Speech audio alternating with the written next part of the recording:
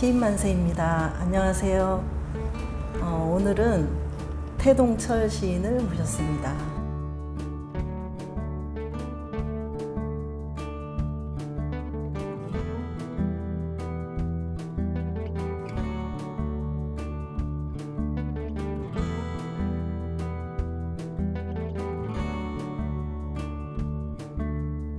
선생님 반갑습니다. 네, 반갑습니다. 네, 오랜만에 뵙겠습니다.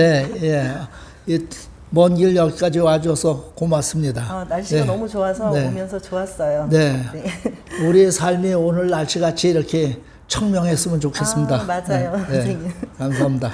건강해 보이시는데 그간 어떻게 지내셨어요? 예, 코로나 시국이라고 하지만 네. 나는 일찍 자고 일찍 일어나는 생활 습관이 있어가지고 네. 잠을 잘 잡니다. 그러고 아침에 조기 테니스 클럽에 가서 네. 일주일에 한 3, 4일 테니스 운동하고 아, 주말에는 친구들과 어울려서 네. 또 간단한 등산하고 그리고 늘 이제 어린애 마음 같은 마음을 가지고 살고 있습니다. 네, 그게 건강한 것 같습니다. 네, 맞아요. 늘 운동하시고 이렇게 젊은 마음으로 사시니까 언제 봬도 건강하게 보이시는 것 같아요. 감사합니다.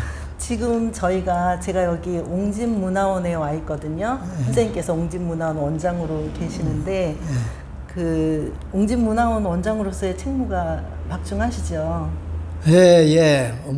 책무라기보다도요. 그저 초대 원장으로서 네. 할 일 임무라고 할까? 네. 그것이 이제 조직 안정을 추구하고 그리고 옹진 군민들의 그 문화 누림의 방향성에 대해서 늘 고민하고 생각하고 그것을 좀 더 시대적 조류에 맞게 창출하려고 노력하고 있습니다. 하나의 사회적 가치 창출에 일조하고 산다. 그런 마음으로 지내고 있습니다. 그 작년에 문화원의 날에 좋은 상도 받으셨다고 들었어요. 작년 2020년 10월 23일인데요. 61일째 되는 문화원 기념일 날입니다. 그날에 서울 세종문화회관에서 좋은 상을 받았어요. 문화관광체육부 장관상을 받았습니다. 근데 그 상은 뭐냐면은 제35회 향토문화발전연구에 대한 그 작품을 응모했어요. 그런데 모집을 했는데 우리가 옹진섬 민요라는 작품을 응모했습니다. 옹진섬 민요요? 네, 그 작품을 응모를 했는데 학계든지 협회에서 참 평가를 문학적으로 또 향토 문화 발전에 참 좋은 작품이다 이렇게 선정을 받아서 작품상을 받았습니다. 그런데 그 내용을 간단히 좀 말씀드리자 그러면은 옹진에 각 섬들이 있는데 각 고장이 따로따로 돼 있는데 그 섬에 토착된 농요, 어묘, 또 상례, 동화 이런 것들이 구전되어 오던 것을 그 시대에 살던 사람들이 가창한 것을 그 가창 원룸을 그대로 재생하면서 음표도 만들고 가사도 정비하고 그래서 완전히 책자로 다 만들고 CD로 다 음원을 구워서 그래서 하나의 작품화 시켰습니다. 그것이 이제 그 학계에 인문학적으로 향토색이 짙다. 그렇게 평가를 받아가지고 좋은 상을 받았습니다. 축하드립니다. 상금도 많이 탔어요. 그러셨네요. 그런데 이제 문화원장 입장에서는 창립된 지 3년 만에 이런 보람 있는 일을 해서 아주 기쁩니다. 그 쉽지 않은 일인데 좋은 일을 하신 것 같아요. 그 선생님께서는 2003년에 문예사조로 등단하셨어요. 네, 네. 시인이 되는 길에 입문하신 동기가 있으실까요? 그동안에 건축 일을 오래 하셨다고 들었거든요. 예, 건축 일보다도 네. 건설 회사의 건설회사. 노동자로다. 노동자로다. 생업 하나의 생업이죠. 네. 생업보다 한 40년 건설 현장에서 네. 살아왔습니다. 네. 그런데 시인이 지금 생각하면 네. 그 하나의 계속된 독서 생활의 결실이 아닌가 생각을 합니다. 뭐냐면은 건설 현장에 한 40년을 살면서 네. 동남아시아, 중동 이런 데 이제 당시 1970년대에 외화벌이 일꾼으로다 네. 제1선에서 네. 생활했습니다. 네. 그러다 보니까 나이가 한 65세 접어드는데 네. 어떤 관공서에 관공사를 따가지고 입찰해가지고 네. 입찰자 회의를 갔어요. 네. 네. 그런데 이제 그 과장님 되시는 분이 젊었는데 담배를 딱 끊어버리고 나이트를 탁 켜더니 네. 켜는 수가 한 모금 빨면서 나하고 눈이 마주쳤어요. 네. 그러니까 신경질적으로 끄면서 네. 그 회사는 젊은 사람도 없어요. 이렇게 나 얼굴 보면서 얘기를 할 때 이제 내 얼굴이 이런데 출입할 얼굴이 아니로구나. 이제는 그만 다녀야 되겠다. 네. 이제 결심을 했죠. 결심을 하면서 그동안에 해외 생활한 거, 나의 삶의 족적에 대해서 이제 자손들한테 글을 한 편 내 삶을 남겨야 되겠다 생각하고 글을 쓰다 보니까 네. 내 어렸을 때 여흥도에 대한 정서, 네. 이제 이런 것이 살아나면서 그때 우리들의 대지되는 글하고 몇 편을 썼어요. 네. 근데 그게 사람들이 주위 사람들이 글 좋아하면서 네. 어떤 경로로다 해서 문예사조 김창지 교수 손에 들어갔습니다. 네. 그랬더니 김창지 교수가 시인이라는 이름을 붙여줬어요. 네. 그래서 이제 시인이 됐는데 네. 내 입장에서는 기적이고 사건이고 참 엄청 겁난 일이었습니다. 예. 그래도 그동안에 계속 일을 하시면서도 책을 읽어오신 게 예. 도움이 되셨을 것 같아요. 네, 그래서 그 독서 습관의 한 결실이다. 네. 이렇게 생각합니다. 왜냐하면 독서한 끄트머리로다 글을 써도 글이 조금씩 되니까 그것이 이제 연장선에서 글을 쓰게 된 거고 그것이 이제 좋은 선생님을 만나서 이제 시인 칭호를 받게 됐죠. 근데 무서웠어요. 그러면 그렇게 이제 등단을 하셨는데 네. 시 공부는 어떻게 하셨어요? 예, 시 공부는 그렇습니다. 그래서 등단지를 들고 친구들한테 자랑 삼아 이제 이렇게 돌렸어요. 네. 그런데 그 친구 중에 하나가 방송 작가인 박석준이라는 방송 작가가 있었습니다. 근데 그 친구가 등단지를 이렇게 보더니 그때 처음 태신이라는 호칭을 받았어요. 하더라고. 네. 야, 태신, 축하해. 근데 너 시가 뭔지 알아? 이렇게 묻는데 네. 겁이 덜컥 났어요. 근데 내가 뭐 배워둔 게, 시에 대해서 배워둔 게 뭐가 있어야죠. 그래서 정신이 번쩍 나더라고요. 그래서 공부해야지. 그래서 이제 그 당시 경기대학교 사회교육원에서 강의하는 김창지 교수한테 한 2년 공부했습니다. 이 한 2년 공부하다 보니까 뭔가 보이는 듯한데 뭔가 마음에 안 차요. 그래서 이제 알아보니까 중앙대학교 예술대학원이 좋다. 거기를 한번 가보자. 해서 용기를 내서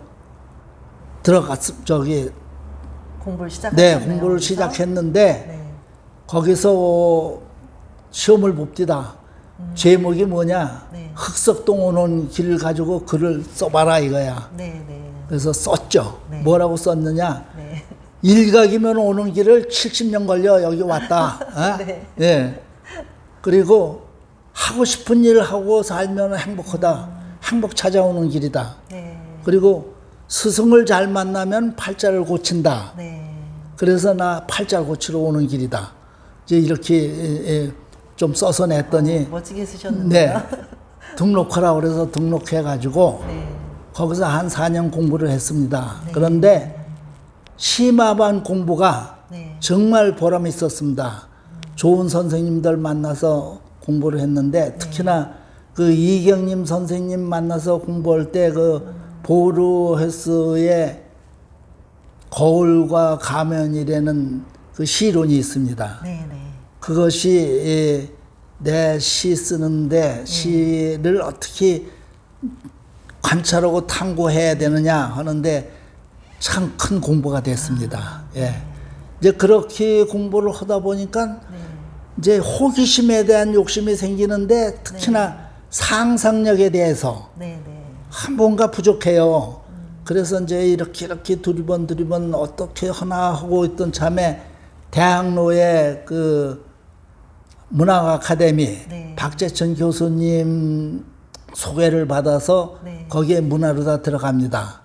거기서 한 4년 공부를 하면서 네. 거기서 뭐를 배웠느냐? 네. 뭐 구슬이 서말이라도 꿰매야 보배라고 네, 네. 시 감론을 총론에 꿰매는 그 방법이라고 할까? 시 마무리하는 네. 완성하는 그거를 시를 어떻게 쓰는 것도 중요하지만 어떻게 고치느냐 네. 이제 이런 것을 박재천 교수님한테 배워서 정말 행운이고 은혜로웠습니다. 네. 그래서 내가 이렇게 팔자를 고쳐가고 있습니다. 네. 말씀을 재밌게 네, 하셔가지고요. 그러면 그 이제 10년 동안 네. 시를 써오셨는데 네. 선생님의 대표시를 꼽는다면 어떤 걸? 대표시 내가 이래저래 발표한 게 한 200여 편 되던데요. 네. 열 손가락 깨물어 안 아픈 데 있습니까? 네. 이게 다 대표시라고 내세우고 싶은데요. 네, 네. 그래서 굳이 또 하자면 팔미도 벼랑이라는 시를 꼽고 싶습니다. 팔미도 벼랑. 네, 이게 예, 팔미도 벼랑인데 세 번째 시집이죠, 세 번째 선생님? 시집에 세 나온. 번째 시집. 예. 근데 팔미도 벼랑은 이 팔미도가 이 인천 바다에 있는데 네. 내 삶이 그러하듯이 네. 모든 바다가 부딪혀도 네. 팔미도 벼랑은 끄떡없이 서 있습니다. 그리고 파도를 부딪히면 조각내서 보내고 그뿐이 아니라 살 한 점 없는 앙상한 뼈에도 꽃이 핍니다. 석화가 핍니다. 그리고 그 밑에 돌개의 안식처가 되고 네.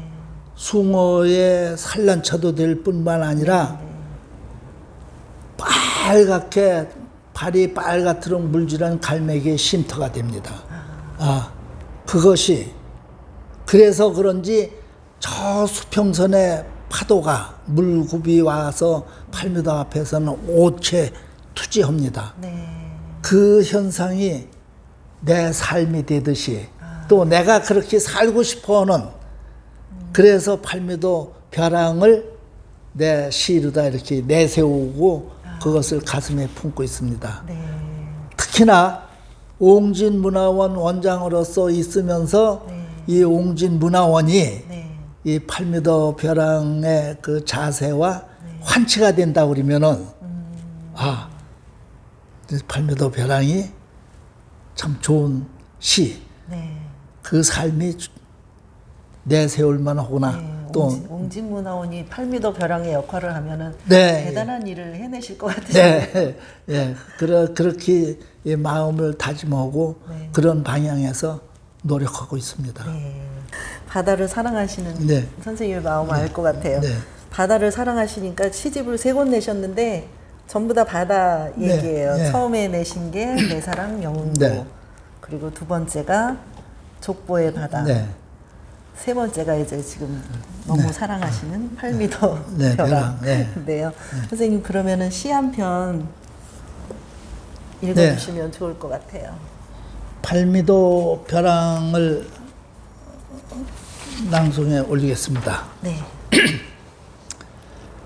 팔미도 벼랑 태동철 흙 한 점 없이 살이 모두 뜯겨나간 시련 속에 흰 뼈를 일으켜 세운 골격으로 난 바다를 품고 있다.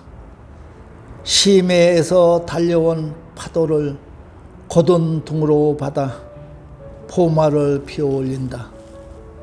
억센 늑골을 켜켜이 쌓아 올린 가슴으로 파도를 조각내서 떠나보낸다. 앙상한 뼈에도 석한은 핀다. 돌개의 안식처가 되고 숭어의 산란처가 되며 발목이 빨갛게 물질한 갈매기 쉼터가 된다. 팔미도 벼랑 거친 파도에 한치도 틀어짐 없이 태초 이래 수직의 자세를 지키며 힘찬 발끝으로 가없는 바다를 펼치고 있다. 수평선 넘어 몰려오는 파도, 물 굽이 팔미도 벼랑 앞에서 오체 투지를 한다. 선생님께서는 늘 활력이 넘치시는데 그 에너지가 어디서 나오는지 궁금해요. 뭐 활력이라기보다도요, 얼굴이 환하게 보이는 거는 네. 독서의 힘이라고 아, 독서의 말씀드리겠는데, 네. 왜냐하면은 이 독서하는 것만큼 즐거움이 없고, 네. 독서는 집안을 일으키는 기본이라고 네. 명심보감에서 가르침을 주고 있습니다. 네. 네. 그래서 나는 어떻든 어려서는 가난해서 여러 책을 못 사보고 뭐 이것저것 손에 닿는 대로 책을 읽었습니다. 그 독서 습관이 결국은 나를 이렇게 밝게 긍정적으로 다 살게 하는 것 같습니다. 네. 그래서 그 독서 습관이 몸에 뱄다 보니까 하여튼 군에 가서도요. 군에 가서도 새벽에 일어나서 네. 사무실에 불 피고 독서하다가 네. 항명죄로다 해서 영창도 갔다 왔어요. 아이고, 예. 책 읽다가 영창간을 읽네요. 예. 뭐 불 피지 말고 사무실 불 피지 말랬는데 네, 네. 불 폈으니까 네. 군기 오위반이죠. 그런데 지금 그것이 내게는 훈장으로 다 다가오고 있습니다. 네. 예. 그런데 그 독서 중에 몇 년 전부터 독서하다가 니체를 만났어요. 네. 네. 예.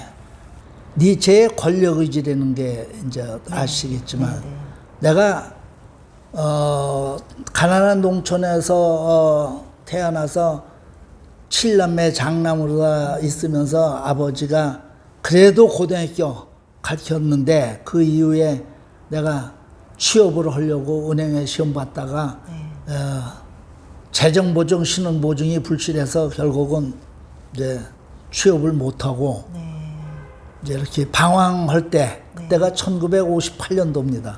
방황할 때 어떻게든지 대학을 가야 되겠다. 대학을 가야 돼.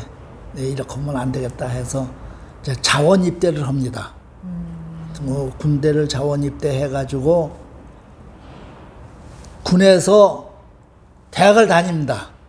그래서 이제 군에 있으면서 대학을 네, 다닐 수가 군에 있어요? 있으면서 야간 대학이지.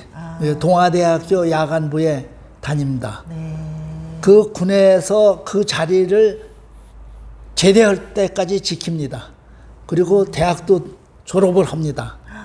얼마나 힘들죠. 그것이 니체가 얘기한 권력의지입니다. 난 그렇게 받아들이고 있습니다. 그뿐입니까? 그러한 과정에 내가 나 자신을 유혹하고 주저앉게 하는 여러 가지 네. 사연들이 있습니다. 네. 그거를 내가 극복해냅니다. 이겨냅니다. 그것이 니체가 얘기한 초인이 아닌가 이렇게 생각을 합니다. 그거죠.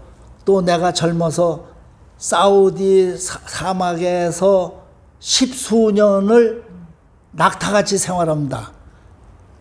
주막 아편이라고 일 좀 한다고 내게 1인 3역 4역까지 했습니다. 그렇게 낙타같이 사막에서 10수년 하고 그것이 회사 옷사람들에 잘 보였던지 잘리지 않고 그대로 본사에 와서 을지로, 종로, 충무로 그 빌딩 숲 그 속에서 사자같이 또 생활을 합니다. 그래서 한 회사에 한 30여 년 네. 근무하게 되고 그것이 니체가 얘기한 사자의 삶. 네. 난 그렇게 봅니다. 그렇고 노년에 회사를 나온 뒤에는 네. 시인으로서 네. 순진무구하게 네. 어린이처럼 살고 있습니다. 이것이 니체가 얘기한 어린이의 삶입니다. 그뿐입니까? 나에게도 운명의 장난은 모지게 다가왔습니다. 그래서 상처도 하고 외로움도 있었고 참 고통이 심했습니다. 그 속에서도 굴하지 않고 내가 이렇게 살아와서 그것이 니체가 얘기한 아모르 파트 운명을 받아들이고 거기에서 새로운 가치를 창출하고 그래서 아폴론적 가치보다 디오니소스적 가치 그 속에 받아들이고 이겨내고 했더니 지금은 흥부가 내 얼굴에 벚꽃이 피었다고 찬양합니다. 이 아모르의 파트는 참 그 뭐 노래도 노래말에도 나오지만 그것이 니체 철학의 한 핵심입니다. 오늘보다 더 나은 내일의 창조. 그것이 그래서 독서 중에서 그 니체의 생애 철학 그것이 결국 내가 사는 에너지원입니다. 독서는 그리고 또 하나 이제 더 내가 품고 있는 것이 사무엘 울만의 청춘이라는 시가 있습니다. 청춘. 네, 거기에 뭐 열정도 있고 신선함도 있고 뭣도 있다고 하지만 그 말미에 뭐라고 했느냐면은 인간은 너나 없이 영감의 안테나를 세워서 신으로부터든지 인간으로부터든지 희망과 아름다움과 용기를 받아들이면은 청춘으로 산다고 그랬습니다. 그래서 나는 그 울만의 청춘의 시 중에 내가 꽃다운 인생살이라는 그 희망을 늘 이 영감의 안테나를 높이 세우고 신으로부터 그 희망을 받아들이고 그것이 내 삶의 활력이고 희망이고 소망입니다. 그래서 늘 젊게 살려고 긍정적으로 살고 있습니다.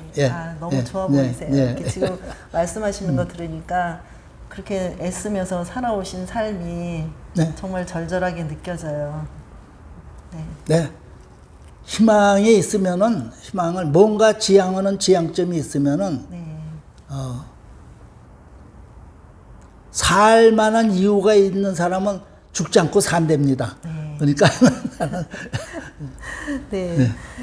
그렇게 열심히 이제 살아오시다가 시인으로 데뷔하셔서 시도 네. 이제 쓰고 네. 계시고 상도 또 여러 번 받으시고 하셨는데 네. 시인이 된 보람이 그럼 많이 있으셨겠어요.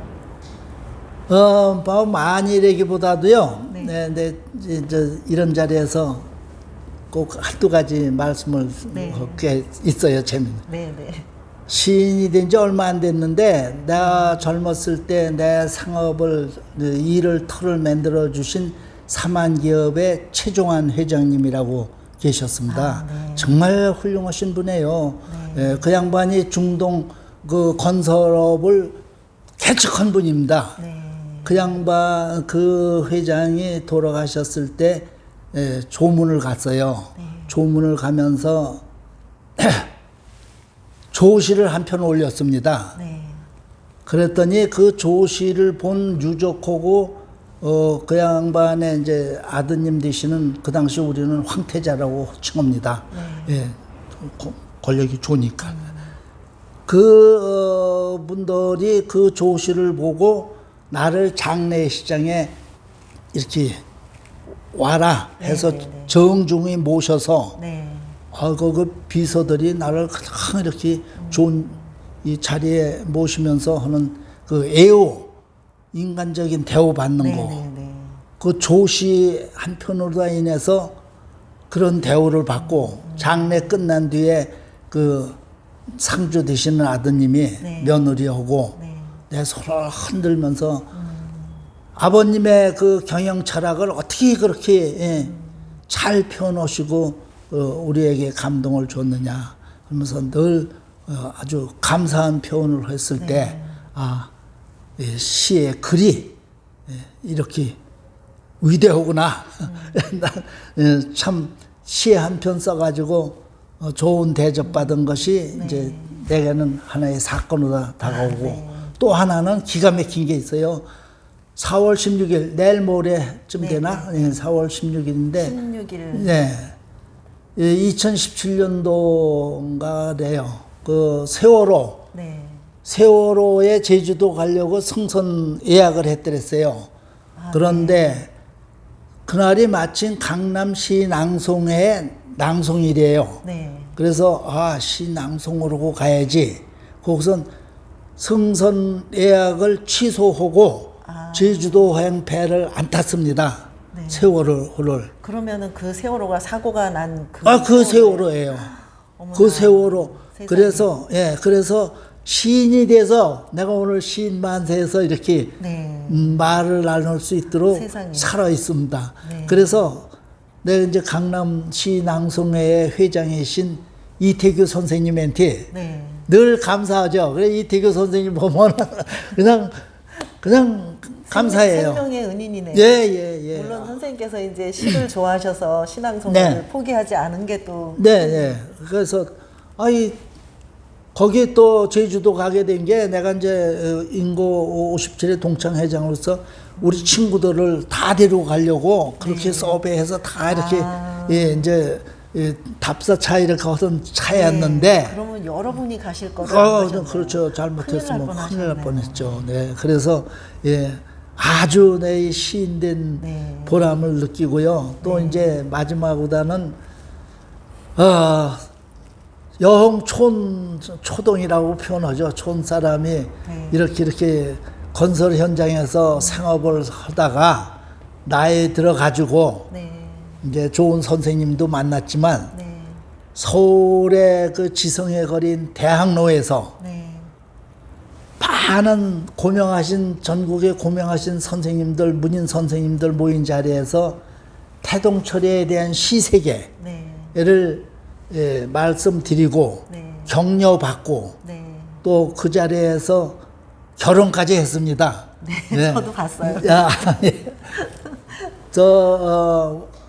그 한국문인협회 회장을 지내신 이사장님을 지내신 정종명님 선생님께서 이사장님께서 주례까지 서주시고 시인이 됨으로 해서 그런 자리에서 나를 표현할 수 있는 기회도 가졌고 또 좋은 어르신들 앞에서 결혼도 하고 응원도 받고 네. 그래서 지금 그런 응원 덕분에 잘 살고 있습니다. 네. 예, 감사합니다. 행복하게 오래오래 사시기 바랍니다.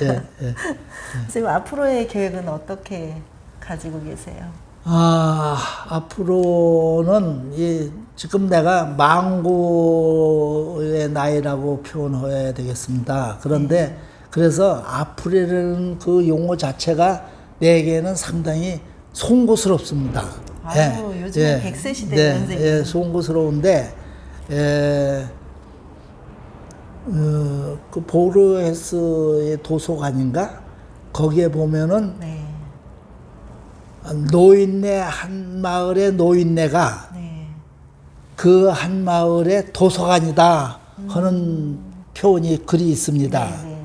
그래서 나도 이제 노인네니까 우리 마을의 한 도서관으로서의 역할을 하면서 살면은 참 보람 있지 않을까 이제 이런 생각도 가지고 있고 그래서 우리 마을에서 도서관다운 삶을 좀 살고 그리고 또 하나는 이 문단에 드나들면서 건방진 말을 해서 말빛이 좀 있습니다. 그래서 그 말빛을 갚는데 좀 노력을 해서 빛청산을 좀 꼭 하고 싶은 것이 내 소망이고 시로서 이제 하시겠죠? 그렇죠. 이제 시로 얘기를 해야 되겠죠. 시로 갚아야 되겠죠. 네. 예, 그래서 이제 그런 것이 이제 앞으로의 계획이고 뒷모습이라고 그럴까? 네. 이제 이런 것이 좀 좋은 모습보다 내 시에 뒷모습이 이제 반듯하다는 글도 있습니다만은 뒷모습을 잘 마무리하는 것이 좋겠다 생각을 하고 있습니다. 말씀을 듣다 보니까 선생님은 어떤 가치관을 갖고 살고 계실까 궁금한데요. 예, 그래요. 사람은 이제 이 물건값, 자리값, 뭐 사람값, 이제 값으로 다 이렇게 평가를 하지 않습니까? 거기에 이제 그 가치되는 것이 교환 가치도 있고 경제적으로 다 봤을 때 교환 가치, 소유 가치, 존재 가치가 있습니다. 그런데 나는 소유 가치보다도 존재 가치에 를 이제 내세웁니다. 수처작주라는 그 말이 있어요. 어느 자리에 가든지 그 자리에 주인으로서의 가치 있는 삶을 살고 싶어서 노력합니다. 그래서 내가 건설회사에 한 40년 밥 벌어 먹으면서도 정년 퇴직하고 나와서도 중소기업에 가서 한 10년 더 근무한 것이 이 수처작주적 정신, 주인된 정신 가치를 가지고 살아서 그러지 않은가 하는 마음을 가지고 있고 여기에서 덧붙여서 소금이 소금이어야 되듯이 소금이 소금 역할을 하듯이 어느 자리에 가서 그 자리에 맞는 역할, 그 가치를 가지고 사는 것이 바른 가치관이 아닌가. 그래서 나는 존재의 가치에 를 더 이렇게 내세우고 거기에 합당한 가치 창출을 하려고 합니다. 예. 특히나 요즘 같은 그 아날로그 시대에서 디지털 시대로 다 넘어간 이 시대에서는 더구나 그 디오니소스적 가치 창출로 해서 이 새로운 그 가치가 창출이 돼야 이제 사는 게 그래서 이 변화의 시대에 가치 창출은 생존의 한 방법이 아닌가 또 그렇게 살아야 발전이 되지 않는가 그런 생각을 가지고 있습니다. 예. 좋은 말씀이십니다. 선생님 오늘 좋은 말씀 너무 감사드리고요. 선생님 힘차게 사시는 모습에도 응원을 해드리겠습니다. 아유, 감사합니다. 건강하세요. 네, 예, 감사합니다. 예. 밭꽃이 피었다고 태동철 상 문학상 몇 번 받았다. 구름에 별빛 스치듯 바람결에 흐르는 박수 소리 헛배만 부르더라. 짭짤한 잔소리 곁들인 아내 밥상 받은 당신 상 중의 상 인생살이 대상이다. 꽃진 자리에 검버섯 필 때 묵고 묵은 간장녀를 아내로 맞이한 나. 매콤한 군소리 곁들인 밥상 받고 보니 얼굴에 밭꽃 피었다고 흥부가 웃고 있다. 네. 네. 이제 거기서 흥부하고 밭꽃하고가 이제 하나의 이미지인데 이제 흥부가 결국은 보훈에 의해서 제비의 보훈에서 네. 바꾸어졌잖아요. 네. 그래서 이제